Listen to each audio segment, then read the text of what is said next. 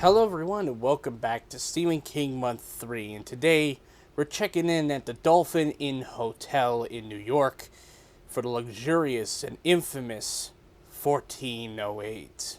Based off of the short story 1408 in the book Everything's Eventual by Stephen King, it's directed by Mikkel Hafstrom, who follows Mike Enslin, played by John Cusack, who is a paranormal writer going around to hotels trying to debunk haunting stories or trying to at least find some glimmer of hope for the afterlife. One day, he gets a postcard saying not to go into room 1408 at the Dolphin Hotel. He is warned repeatedly by the hotel manager, played by Samuel L. Jackson, until he gives in and lets Mike stay in the infamous room. And from there, as soon as the doors close, all hell breaks loose. It's kind of weird how after 6 years of doing this, or after 3 installments now of Stephen King Month, I have not once talked about this film because, to be honest, this is one of my favorite adaptations ever made. 1408 is a movie that can be described as a pretty disturbing film in some ways if you are prone to depression. And I think a lot of the film really stems off of one character, and that's the character that we follow, Mike Enslin, played by John Cusack. His whole thing is that he goes around and he goes to various hotels claiming to be haunted, and he says in a scene early on in the film that he wants to find some glimmer of hope to see through the veneer of the afterlife, if there is an afterlife. Gig locked and loaded. I travel an EMF meter, full range spectrometer, infrared camera. I mean, look, nothing would make me happier than to experience a paranormal event, to get a glimpse of that elusive light at the end of the tunnel. And we don't really know what that means at the beginning, and once you get into the room, you start to find out little bits and pieces about Mike, because prior to that, we kind of don't really know who he is. He's kind of he's an author who deals in haunted mansions, haunted houses, and all this stuff, but we don't really know a lot of the key parts of his character. And it's through his experiences in this one room that we get to see a lot of the stuff that he's been through. And so, for the rest of the review, I'm going to have to say spoilers, just like every other review I've done for this series, just spoilers ahead. So what this mainly focuses on is Mike Enslin's whole grief about, or his lack of acceptance for grief. Because the whole reason why he starts doing this paranormal investigative type stuff is when his daughter passes away, and he feels like it was unjust of God to, take her away. And so for him to, try to find this veneer of the supernatural is him trying to find his daughter again. And through his grief, he's kind of shut out a lot of people. Not just his wife, but also his father and various other people. He's a very depressed man. And this film basically focuses on the isolation of depression. How people can push themselves away and try to put themselves in a very restrictive position to the point where they will go to many lengths to get to what they want. But now we get into this room of 1408 and it plays tricks with them all the time. I think one of the things that is very memorable about this movie is the room itself, how it plays into, Mike's whole thing, When you have scenes like the bathroom being turned into this wide room with his dad at the far end and his dad telling him that, he's not very good of a writer. You have certain scenes like that, but you also have scenes where, he'll walk by a room and you get a flashback and you start to kind of put the pieces together of what the room's main goal is. The room itself is evil, and it's trying to convince every single person that comes in here to basically die, to kill themselves, to check out of the hotel, if you know what I mean. It's a film that is very much aware of Mike's character as he is the most depressed guy in the world, trying to find some glimmer of hope. John Cusack as Mike Enslin is possibly one of the best parts of the entire movie because he has to carry this entire movie on his shoulders. And if it wasn't performed well, the film itself would probably suffer. Of course, there's some great cast members that are off to the side. You got Tony Shalhoub as the character's publisher. You have Samuel L. Jackson as the hotel manager. You know, all these characters are really great, but if the main character, the main focus of the story doesn't work, then it doesn't really work. What I also like about this film is that this is a very slow-ish descent into madness. What starts off with little things in the room being rearranged or switched around, or even when he turns around he sees that his bed is made again, the toilet paper is made up again. You know, it's the little things that matter. And then it becomes more and more crazy. Things like his windows being bricked up, the walls exploding with water and him drowning. I think one of the more interesting parts of the whole movie is when he thinks that he's escaped from the room. And it's something that is very interesting from my perspective because I have had bouts of depression a lot. And every time I think I've gotten out, it always keeps pulling me back in a way that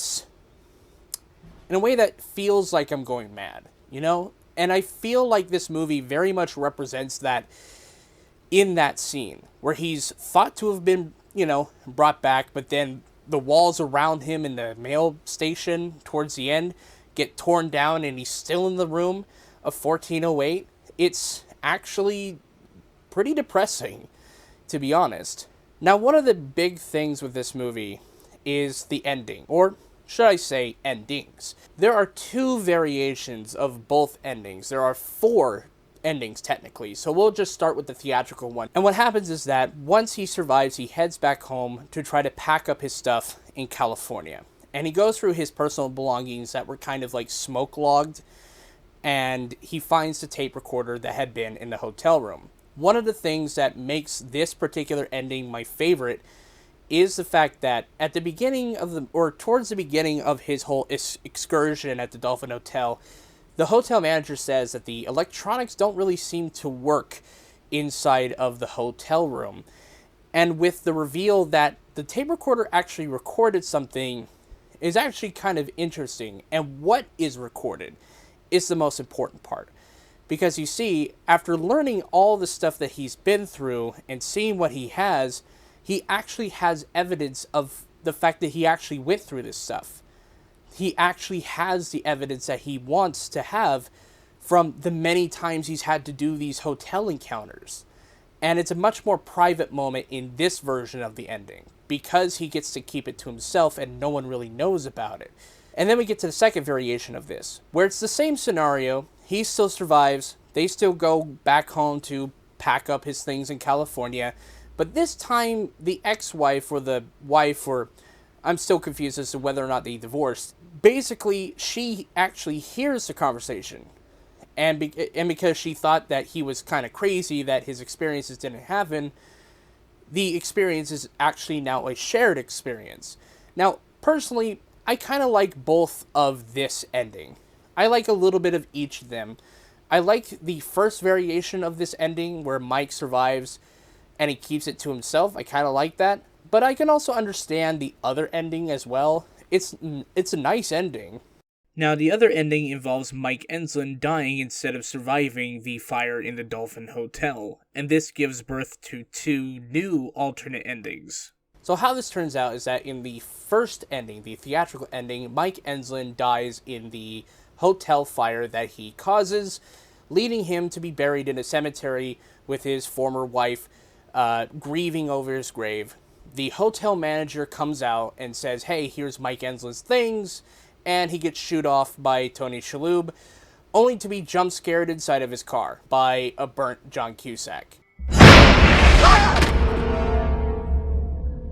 And the film ending with John Cusack still in the Dolphin Hotel and dissipating as he exits the room to be with his daughter. It's kind of an interesting ending. I do think that him reuniting with his daughter is a pretty decent point, but it's also this really weird point where this entire time, going back to one of his early conversations he has in the film about him wanting to see a glimmer of what the other side looks like, it would have been interesting if he had survived, if one of the endings was actually, the actual true ending. It would have been more interesting to see him actually survive his encounter with the evidence that he has, which we'll get to in a minute. It's kind of a downer ending, but it's also like hopeful in a way. I don't really know how to really make of it. It's just him going off to heaven with his daughter, finally escaping 1408, and that's the end of it. Sure, it kind of matches up with the progression of the character, but at the same time, it's like it's kind of not really my favorite ending. So anyway, let's get to the second variation of this one ending. The same situation applies. Mike Enslin still dies. Tony Shalhoub and his ex-wife go to his place in California, and they try to clean stuff out. The wife basically finds a picture of her and the daughter that had passed away, and she grieves over that. And the publisher basically heads back to New York to find a package that was Mike Enslin's final book that just so happens to be his experiences inside of 1408.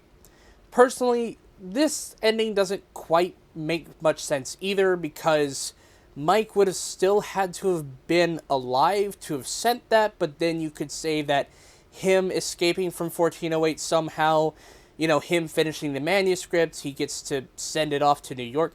I don't know. This ending is kind of confusing logistics-wise, and honestly, it just confuses the entire movie. Now, if I was to choose my favorite ending out of all four of these endings, I would have picked the one that was the theatrical ending alternate. The one where Mike Enslin basically survives and is able to keep the recording to himself as a reminder of what he could be getting later on in life. But the director's cut ending, it's not my favorite. It's just a little bit too cynical in my expertise, and it just kind of reinforces the more depressing nature of the film. 1408 is a very interesting movie. It's a movie that is full of the more personal trauma type of horror. A lot of people really like horror that's more like slashy, gory, but sometimes with a lot of Stephen King stuff, it's much more understated. It's much more domestic. It's much more personal. And that's what makes horror very horrifying, is that you find something that is very, universal, like a hotel room, and you say, what if this hotel room kind of just exposes you to your traumas and tries to get you to die? Like, that's a very interesting angle. And the film basically builds around that and says, well, here's a character that's going through this, and it makes the story very personal to the main character. And that's what I really like about this movie. A lot of Stephen King stuff tends to have that, and that's kind of why I think a lot of people really like Stephen King. Of course, there's plenty of times that he's very corny, and there are times he uses stereotypes that aren't necessarily great, but a lot of people like the ideas of what Stephen King brings up in his horror. I guess that's why people like him. I'm going to give 1408 an A. Thank you guys so much for watching my review of 1408. And if you excuse me, I got a notification that says there's a worldwide plague, maybe a battle of good and evil. We're doing The Stand next week. See you then. Peace.